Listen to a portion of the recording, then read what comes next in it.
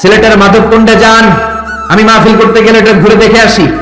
250 fit উপর থেকে জলপ্রপাত, দিন নাই রাত নাই, ঝড়ো ঝড়ো কলকলতানে ঝর্ণা ঝরে।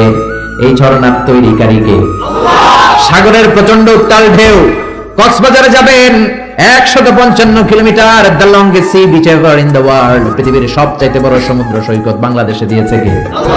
আলহামদুলিল্লাহ বলেন না? আমরা যদি আমাদের ট্যুরিজম সেক্টরকে একটু স্ট্রং করতে পারতাম, আমাদের সিকিউরিটি যদি ভালো থাকতো, আমাদের নৈতিকতা যদি ভালো থাকতো, গোটা বিশ্বে র্যাঙ্কিং এ ট্যুরিজমে 1 নম্বরে চলে যেত আমার বাংলাদেশ, যেরকম, ঠিক না? কিন্তু নেতা খাতারা কিচ্ছু করে না, দেশকে আগাতে চায় না, আগায় নেয় নিজের পেট। পেট শুধু আগায়, দরজা খোলার জন্য ধাক্কা দেয়া লাগে না, পেটের ধাক্কায় দরজা খুললা যায়। সবাই আবার এক পাল্লায় মাইবেন না, আপনাদের রেলমন্ত্রী অনেক ভালো মানুষ,